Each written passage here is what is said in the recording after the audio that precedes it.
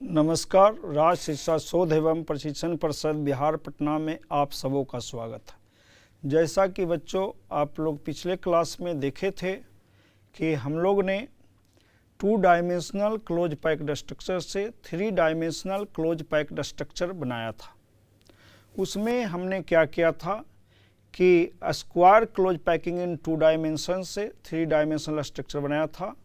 फिर हमने hexagonal close packing 2 dimension से 3 डायमेंशनल स्ट्रक्चर बनाया था। तो हेक्सागोनल क्लोज पैकिंग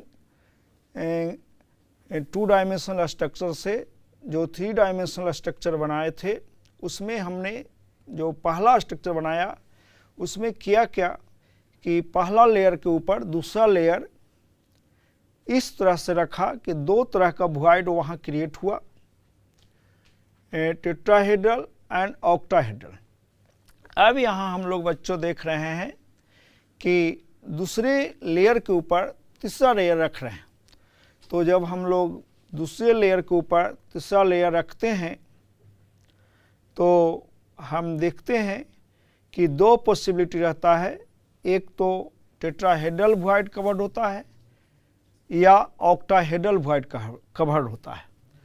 तो हमारा जो पहला जो स्ट्रक्चर है उसमें हम लोग थर्ड लेयर इस तरह से रख रहे हैं कि टेट्राहेड्रल वॉइड कवर हो, यानी सेकंड लेयर के ऊपर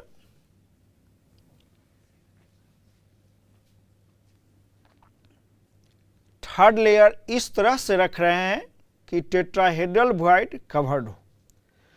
और जब इस तरह का जो स्ट्रक्चर का जो बनाते हैं तो देखते हैं कि जो पैटर्न है यानी अरेंजमेंट है कंस्टिट्यूएंट पार्टिकल का, वो ए बी टाइप का होता है। और जो संरचना बनता है वो हेक्सागोनल क्लोज पैक्ड SCP बनता है। यानी अगर आपको ये जानना हो कि SCP स्ट्रक्चर कैसे बनेगा तो हम लोग करेंगे क्या कि जो हेक्सागोनल सेकंड लेयर है उसके ऊपर हेक्सागोनल थर्ड लेयर रख देंगे तो हमको बनेगा हेक्सागोनल क्लोज पैक्ड स्ट्रक्चर। और इसमें थर्ड लेयर से सेकंड लेयर का जो टेट्राहेड्रल वॉइड है वो कवर हो जाएगा। और इसके केस में जो कोऑर्डिनेशन नंबर होता है, यानी जो प्रत्येक कंस्टिट्यूएंट पार्टिकल जो निकटतम दूसरे कंस्टिट्यूएंट पार्टिकल से जो जुड़ा हुआ है उसकी संख्या 12 होता है। यानी प्रत्येक कंस्टिट्यूएंट पार्टिकल का नेबर्स जो होता है वो 12 होता है, इसीलिए SCP का कोऑर्डिनेशन नंबर 12 होता है। और SCP का जो एग्जाम्पल है वो मैग्नीशियम है, जिंक है, और भी बहुत सारे ठोस है, मेटल्स भी बहुत सारे हैं। अब हम लोग थर्ड लेयर को इस तरह से रखने जा रहे हैं कि ऑक्टाहेड्रल वॉइड्स कवर हो जाए। हम लोग देख रहे थे कि थर्ड लेयर को सेकंड लेयर के ऊपर इस तरह रखे थे कि टेट्राहेड्रल वॉइड कवर्ड हो जाए। अब हम लोग देख रहे हैं कि थर्ड लेयर को सेकंड लेयर के ऊपर इस तरह से रखे कि ऑक्टाहेड्रल वॉइड कवर हो जाए। तो इस तरह जब हम रखते हैं कि ऑक्टाहेड्रल वॉइड कवर हो जाए तो जो तीनों लेयर होता है वो अलग अलग दिखता है, इसीलिए इसको हम लोग ABC पैटर्न कहते हैं। और इससे जो जनित यानी इसकी वजह से जो संरचना बनता है उसको हम लोग cubic close packed CCP structure कहते हैं। और इसका भी कोऑर्डिनेशन नंबर 12 होता है। इसका एग्जाम्पल भी बहुत सारा सॉलिड है, जैसे कॉपर, सिल्वर यानी तांबा, चांदी, ये सब है। तो मैं बतलाया कि अगर थर्ड लेयर हम सेकंड लेयर के ऊपर इस तरह रखें कि ऑक्टाहेड्रल वॉइड कवर हो जाए तो जो पैटर्न होगा वो ABC पैटर्न होगा।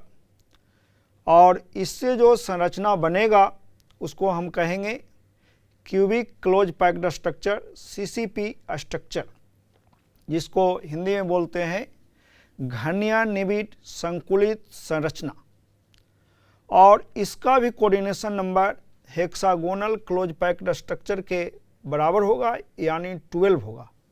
यानी सीसीपी का कोऑर्डिनेशन नंबर 12 होगा। और इसका उदाहरण बहुत सारे धातुएं हैं, जैसे कॉपर, तांबा, सिल्वर यानी चांदी, ETC। ये दोनों प्रकार के जो क्लोज पैकिंग होता है वो उच्च क्षमता वाले होता है, यानी हाईली इफिशिएंट होता है। उच्च क्षमता वाला यानी हाईली इफिशिएंट होता है। और ये दोनों में लगभग 74% जो स्पेस है, जगह जो है, वो कंस्टिट्यूएंट पार्टिकल के द्वारा कवर्ड होता है, यानी कंस्टिट्यूएंट पार्टिकल के द्वारा ऑक्यूपाई करता है, जिसको हम लोग कहते हैं पैकिंग इफिशिएंसी। यानी कहने का मतलब ये दोनों तरह के लैटिस में जो 74% एरिया है वो कंस्टिट्यूएंट पार्टिकल के द्वारा ऑक्यूपाई किया गया है, और केवल 26% स्पेस जो है एम्प्टी है, यानी खाली है। वो जो स्पेस होता है कंस्टिट्यूएंट पार्टिकल के जो बीच में होता है, जिसको हम लोग वॉइड कहते हैं, इंटरस्टिसेस कहते हैं, वो बचता है। तो अगर पैकिंग इफिशिएंसी पूछा जाए कि सबसे ज़्यादा किसका होता है, तो सीसीपी और एससीपी का होता है, और सबसे कम जो होता है वो सिंपल क्यूबिक लैटिस का होता है। अब हम लोग देखेंगे कि कोई सवाल अगर दिया हुआ है और उसमें जो सॉलिड जो उदाहरण दिया हुआ है वो कटायन आयनायंस, यानी कहने का तात्पर्य हुआ कि आयनिक सॉलिड है, तो उसमें कटायंस किस पोजीशन पर रहेगा, एनायंस किस पोजीशन पर रहेगा, उस तरह के जो कंपाउंड होगा उसका फॉर्मूला क्या होगा। बच्चों, हम लोग देख रहे थे कि formula of A compound and number of voids field. तो ऐसा है कि जब कणों के निबिड़ संकुलन क्लोज पैकिंग से सीसीपी अथवा एससीपी यानी क्यूबिक क्लोज पैक्ड या एससीपी हेक्सागोनल क्लोज पैक्ड संरचना का निर्माण होता है, तो दो प्रकार की वॉइड्स उत्पन्न होती है, एक टेट्राहेड्रल और दूसरा ऑक्टाहेड्रल। प्रायः ऐसा देखा गया है कि जो लार्जर आयन है, बृहत आयन है, सामान्यतः एनायन, वो क्लोज पैक्ड स्ट्रक्चर का निर्माण करता है, यानी कि जो यूनिट सेल है उसके कॉर्नर, फेस सेंटर या बड पर रहता है, और जो स्मॉल आयंस है वो वॉइड्स यानी रिक्तियों को भरता है। अब सभी रिक्तियां यहाँ नहीं भरती है, तो ये देखा जाता है कि कौन सा रिक्ति भर रहा है और कितनी रिक्तियां भर रही है। मान लीजिए कि 8 टेट्राहेड्रल वॉइड्स है, उसमें हो सकता है कि 4 भरे, 6 भरे, 4 ऑक्टाहेड्रल वॉइड है, उसमें 2 भरे या सब भर जाए। तो कितना भर रहा है और कौन सा संरचना है, सीसीपी है कि एससीपी है, इस पर जो है कंपाउंड का फॉर्मूला निर्भर करता है। तो इसको हम दो सवाल के माध्यम से, यानी दो क्वेश्चन के माध्यम से, प्रश्न के माध्यम से समझते हैं। तो बच्चों, यहाँ हमारा सवाल है कि एक यौगिक यानी कंपाउंड 2 तत्वों X तथा Y से निर्मित है। एक यौगिक 2 तत्वों X तथा Y से निर्मित है। Y तत्व के परमाणुओं ऋणायन से CCP बनता है, और X तत्व के परमाणु जो धनायन है सभी अष्टफलकीय रिक्तियों ऑक्टाहेड्रल वॉइड्स में भरे होते हैं। तो यौगिक का सूत्र क्या होगा, यानी Y जो तत्व के जो परमाणु है वो CCP बनाता है, और X तत्व के परमाणु सभी ऑक्टाहेड्रल वॉइड को भरता है। तो पहले आप ये देखेंगे कि CCP में जो नंबर ऑफ कंस्टिट्यूएंट पार्टिकल होता है पर CCP यूनिट सेल वो कितना होता है, तो 4 होता है। तो यहाँ लिख लेंगे कि एक CCP यूनिट सेल में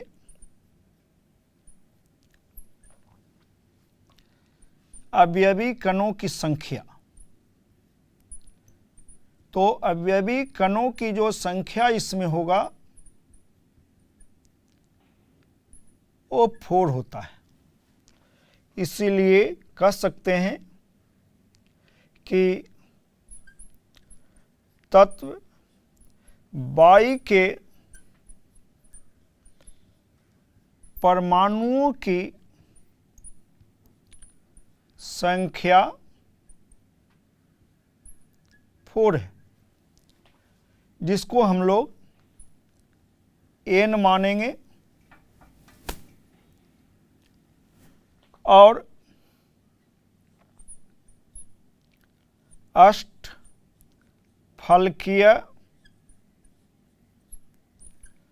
ऑक्टाहेड्रल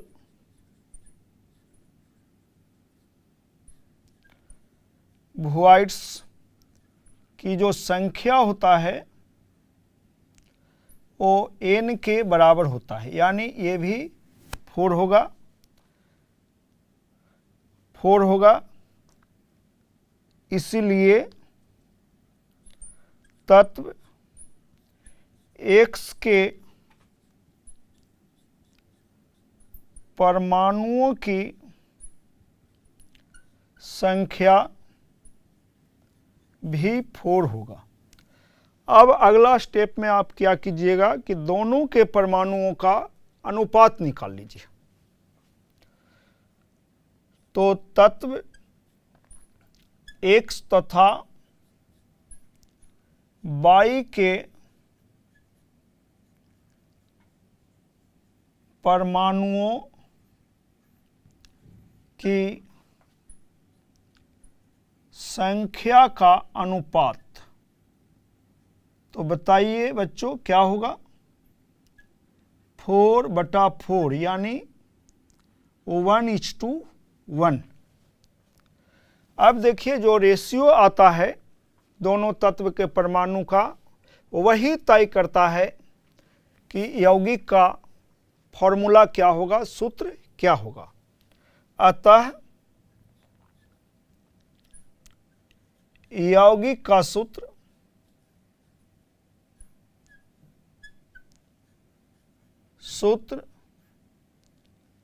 XY होगा। तो देखिए यहां हमने किया क्या कि पहले ये जान लिया कि CCP जो बन रहा है इसके एक यूनिट सेल में कितना अवयवी कण होते हैं, और CCP बना कौन रहा है, तो तत्व Y के परमाणु बना रहा है। तो तत्व Y के परमाणु की संख्या हमने कैलकुलेट कर लिया। उसके बाद देखेंगे कि ऑक्टाहेड्रल वॉइड जो अष्टफलकीय वॉइड्स है उसकी संख्या कितनी होती है, तो number of constituent particle per unit cell के बराबर होता है। तो यहाँ X के परमाणुओं की संख्या इससे निकल गई, क्योंकि X परमाणु ही ऑक्टाहेड्रल वॉइड को भर रहा है। अब जो X और Y तत्व के जो परमाणु है उसका हमने क्या किया, अनुपात निकाल लिया है।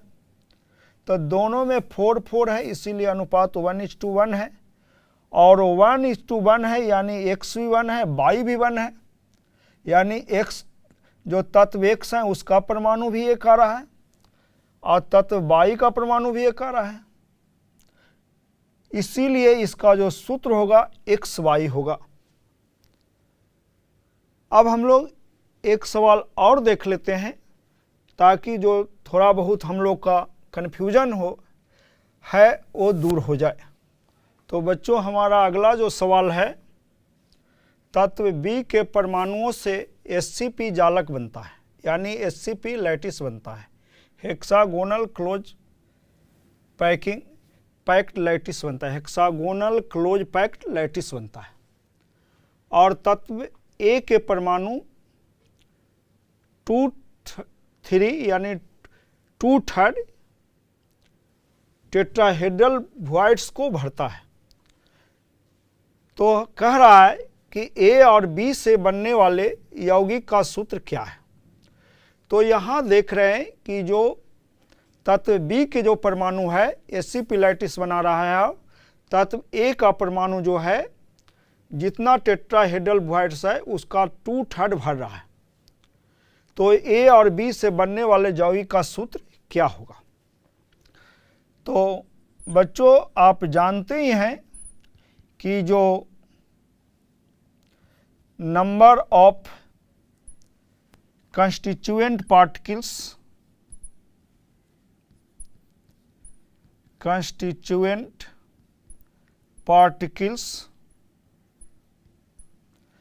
पर SCP यूनिट सेल 6 होता है, 6 होता है। और SCP लैटिस बना कौन रहा है, तो बी तत्व के परमाणु बना रहा है। इसीलिए बी तत्व के परमाणुओं की संख्या जो होगी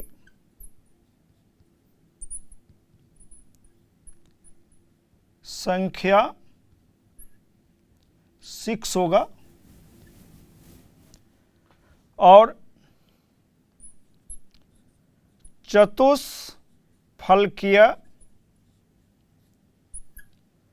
रिक्तियों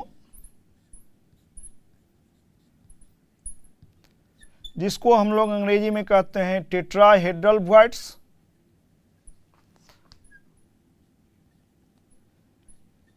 की संख्या 2n होता है। इसीलिए ए तत्व के परमाणुओं की संख्या हो जाएगा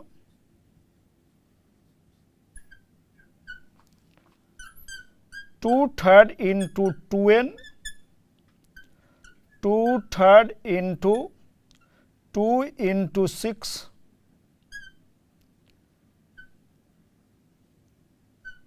ये आ गया 8।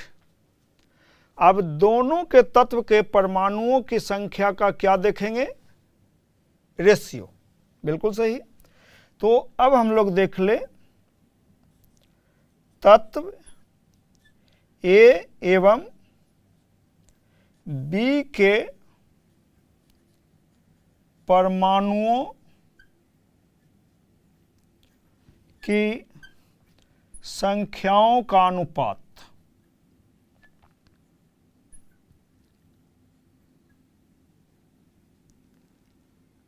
तो अनुपात हो जाएगा बच्चों 8/6।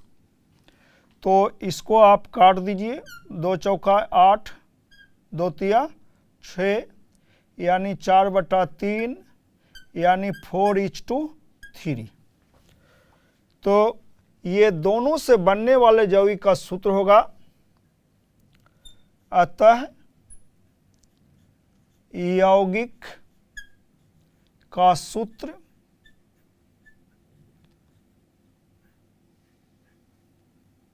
A4B3 होगा। तो उम्मीद है आप लोग समझे होंगे। फिर एक बार आपको हम इसको करवाते हैं कि बी के तत्व जो है SCP लैटिस बना रहा है। SCP का जो Z का मान होता है, नंबर ऑफ कंस्टिट्यूएंट पार्टिकल पर SCP यूनिट सेल, वो 6 होता है। और तो बी तत्व के जो परमाणु होगा उसकी संख्या भी 6 होगा। और ए तत्व के परमाणु जो है 2/3 टेट्राहेड्रल वॉइड को भर रहा है। और यहाँ टोटल जो टेट्राहेड्रल वॉइड्स है वो 12 है। तो 2/3 को भर रहा है, यानी जो ए तत्व के परमाणु की संख्या 8 आ गया। अब हम लोग तत्व ए और बी दोनों के परमाणुओं की संख्या का रेशियो देख रहे हैं, तो आ रहा है 4:3। आपको मैंने बतलाया था कि वो रेशियो ही ये तय करता है कि जो यौगिक जो बन रहा है तत्व के परमाणुओं से, उसका सूत्र क्या होगा। तो यहाँ सूत्र होगा बच्चों A4B3। तो जैसा कि आपने बच्चों देखा कि हम लोग ने आज पढ़ा क्लोज पैक्ड स्ट्रक्चर, जिसके अंतर्गत हम लोग, जैसा कि बच्चों आप लोगों ने देखा कि हम लोग ने आज पढ़ा क्लोज पैक्ड स्ट्रक्चर, जिसमें पढ़ा close packing in 1 dimension, close packing in 2 dimension, close packing in 2 dimension में स्क्वायर क्लोज पैकिंग और हेक्सागोनल क्लोज पैकिंग देखा। उसके बाद हमने पढ़ा क्लोज पैकिंग इन 3 डायमेंशन। उसमें हम लोग ने पढ़ा कि स्क्वायर क्लोज पैकिंग के लेयर को एक दूसरे के ऊपर रखेंगे तो किस तरह के 3 डायमेंशनल स्ट्रक्चर बनेगा, और हेक्सागोनल क्लोज पैक लेयर के एक दूसरे के ऊपर रखेंगे तो किस तरह का स्ट्रक्चर बनेगा। तो जब हमने हेक्सागोनल क्लोज पैक्ड लेयर को एक दूसरे के ऊपर रखा तो हम लोग ने पाया कि 2 तरह का वॉइड्स जनरेट हो रहा है, जिसमें एक है चतुष्फलकीय और दूसरा है अष्टफलकीय, यानी टेट्राहेड्रल एंड ऑक्टाहेड्रल वॉइड्स। उसके बाद हमने क्या किया कि दूसरा लेयर के ऊपर जब तीसरा लेयर रखा तो 2 तरह से रखा। एक ऐसा रखा कि टेट्राहेड्रल वॉइड्स कवर हो जाए और एक ऐसा रखा कि ऑक्टाहेड्रल वॉइड्स कवर हो जाए। तो हमने देखा कि 2 तरह का स्ट्रक्चर दोनों अवस्था में डिफरेंट टाइप का स्ट्रक्चर जनरेट होता है, एक में CCP और एक में SCP। और दोनों स्ट्रक्चर जो हमारा जनरेट हुआ वो हाईली इफिशिएंट है, जिसकी पैकिंग इफिशिएंसी 74%, यानी कहने का मतलब 74% स्पेस जो है कंस्टिट्यूएंट पार्टिकल्स के द्वारा ऑक्युपाइड है और केवल 26% स्पेस वैकेंट है। उसके बाद हम लोग ने देखा कि तत्व के परमाणु दिया हुआ है और ये भी बतलाया हुआ इस सवाल में कि किस तत्व का परमाणु लैटिस बना रहा है और किस तत्व का परमाणु वॉइड्स को ऑक्युपाई कर रहा है, और किस तरह के वॉइड्स को ऑक्युपाई कर रहा है, टेट्राहेड्रल को कर रहा है कि ऑक्टाहेड्रल को कर रहा है, और सारे वॉइड्स को ऑक्युपाई कर रहा है कि कुछ को कर रहा है, कुछ को ऑक्युपाई नहीं कर रहा है।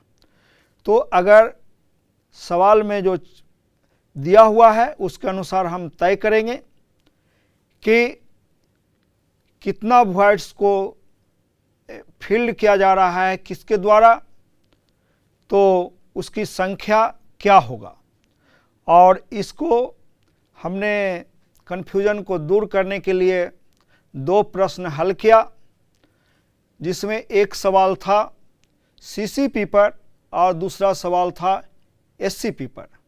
CCP पर जो आधारित सवाल था उसमें 2 तत्व दिया गया था, X और Y, जिसमें Y के तत्व जो है CCP बना रहा था और तत्व X के जो परमाणु थे वो सभी ऑक्टाहेड्रल वॉइड को भर रहा था। तो हम लोग ने देखा कि उसको जब हल किया तो उसका सूत्र आया XY। और दूसरा जो हमारा सवाल था उसमें तत्व B के परमाणु SCP लैटिस बना रहा था और तत्व A के परमाणु 2/3 ऑक्टाहेड्रल वॉइड को भर रहा था। जब इसको हमने हल किया तो A4B3 आया।